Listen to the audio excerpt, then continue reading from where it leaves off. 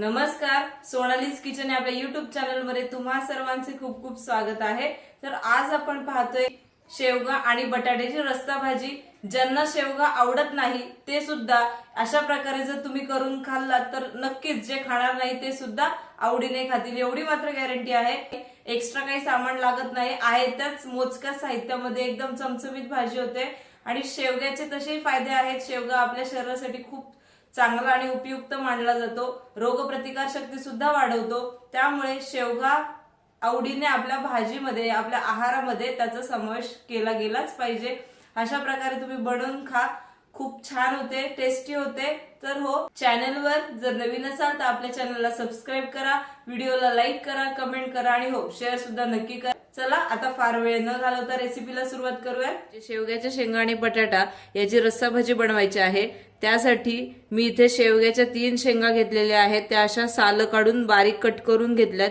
त्याचबरोबर एक बटाटा घेतलेला आहे, या आकाराने कापून घेतलेला आहे।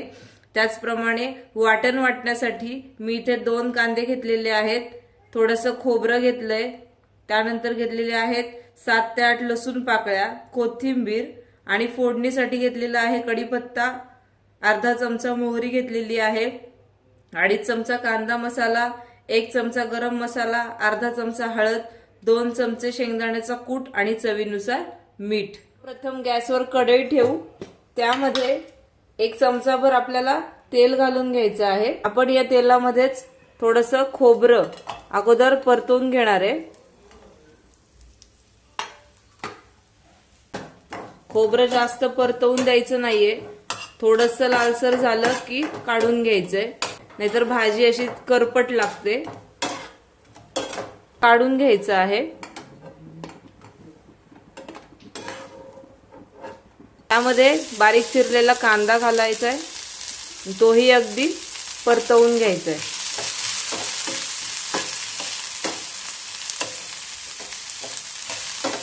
आपण वाटण यासाठी वाटून घेतोय, हे सगळं आपण हे परतवून घेतलं की नंतर भाजीमध्ये जास्त परतण्याची गरज नाही। हे पहा, तर छान लालसर रंगावर भाजून द्यायचा आहे। लालसर रंगावर भाजला की मग तो आपण काढून घेणार आहे।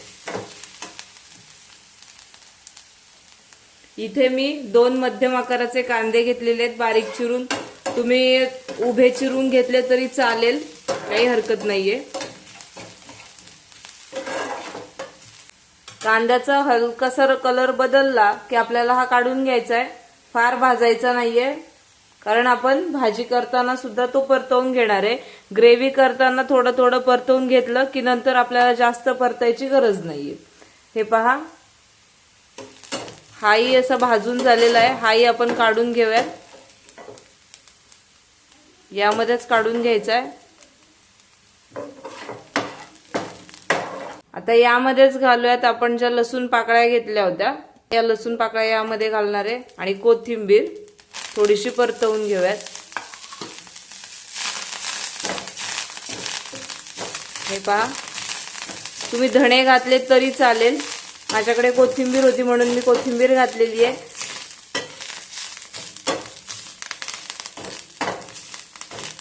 नॉर्मल असं परतवून घ्यायचंय। हे पहा,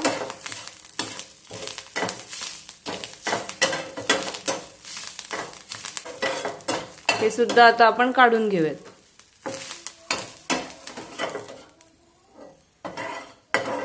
मसाला वाटण्यासाठी हे जे आपण परतवून घेतलं होतं हे आता आपण वाटून घेऊयात। त्यासाठी मिक्सरचं भांड घेणार आहे आणि त्यामध्ये हे घालूयात। हे पूर्ण गार झाल्यानंतरच घालायचं आहे, गरम गरम घालायचं नाहीये। आता याला झाकण लावूयात आणि याची बारीक पेस्ट करून घेऊयात। तर तुम्ही इथे पाहू शकता, आपलं जे वाटण आहे हे खूप छान असं वाटलं गेलेलं आहे। हे अशा प्रकारे आपल्याला बारीक वाटण करून घ्यायचंय। आता आपण आमटी करून घेऊयात। पहा, आपली कढई छान तापलेली आहे। आता यामध्ये 2 चमचे तेल घालणार आहोत।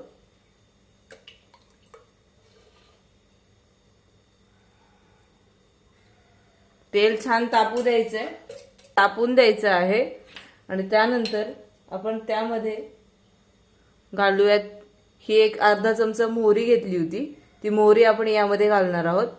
हे पहा तेल तापलंय, आता ही मोहरी घालूयात। मोहरी छान तडतडू द्यायची आहे। मोहरी तडतडल्यानंतर यामध्ये आपण घालूयात कढीपत्ता।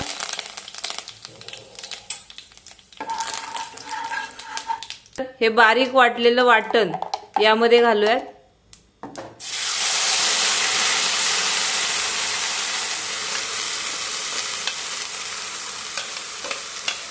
आणि हे छान असं परतवून घेऊयात। मग असे आपण कांदा आणि खोबरं याचं वाटण वाटण्यासाठी ते अगोदर परतवून घेतले होते, त्यामुळे इथे जास्त परतण्याची गरज नाहीये। 1-2 मिनिटभर परतून घ्यायचंय। त्यानंतर आपण हा जो कांदा मसाला आहे हा घालूया त्याच्यामध्ये। 2.5 चमचे घेतलेला होता। त्यानंतर 1 चमचा गरम मसाला, अर्धा चमचा हळद आणि आत्ताच यामध्ये चवीनुसार मीठ घालूयात आणि हे परतवून घेऊयात। हे पहा असं छान मसाल्याला तेल सुटेपर्यंत आपल्याला हे वाटण जे आहे ते परतवून घ्यायचे।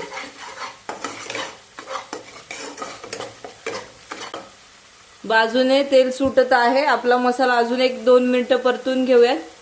परतल्याशिवाय भाजी छान लागत नाही। कोणतीही गोष्ट, कोणताही मसाला वापरा, तो छान परतला की अगदी साध्यातली साधी भाजी सुद्धा एकदम टेस्टी लागते।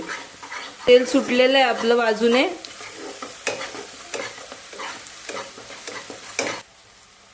यामध्येच घालूयात थोडीशी कोथिंबीर, तुम्ही वर नंतर सुद्धा घालू शकता। मला परतताना थोडीशी आवडते म्हणून मी परतताना थोडीशी घातलेली आहे। भाजीला चव खूप छान लागते आणि कोथिंबीरीचा कलरही बदलत नाही। हे पहा आपला मसाला इथे छान परतवून झालेला आहे।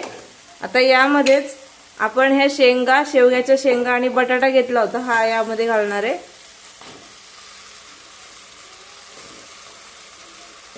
आणि हे सुद्धा छान असं परतवून घ्यायचे। हे पहा असं मस्त असं एकजीव झाला की याला सुद्धा आपण एक झाकण ठेवायचं आहे। झाकण ठेवूयात आणि 1 मिनिटभर अशीच वाफ पाणी न घालता काढायची आहे। तुम्ही पाहू शकता 1 मिनिट इथे झालेला आहे। हे पहा छान अशी एकजीव झालेली ही भाजी। पुन्हा एकदा परतवून घ्यायचंय आणि तुम्हाला लागेल एवढं पाणी यामध्ये घालायचंय। तुम्हाला जेवढी भाजी करायची आहे तेवढं पाणी यामध्ये घालायचंय। मी साधारण 1 तांब्याभर याच्यामध्ये पाणी घातलेलं आहे। आता यामध्ये 1-2 चमचे आपण शेंगदाण्याचं कूट घालून घेऊ। पुन्हा एकदा मिक्स करू। आता झाकण ठेवायचं आहे आणि मंद आचेवरती याला 5 मिनिटं शिजू द्यायचं आहे। 6 मिनिटं झालेली आहेत। आता आपण पाहूयात की आपली ही जी भाजी आहे ती शिजली आहे की नाही। हे पहा छान दाटसर झालेली आहे। आता आपण चेक करूयात हा बटाटा शिजलेला आहे की नाही। हे पहा आणि इथे आपली शेवग्याची शेंग आहे ही पण छान अशी शिजलेली आहे। हे पहा खूप मस्त वास येतोय। आता आपण हे काढून घेऊयात।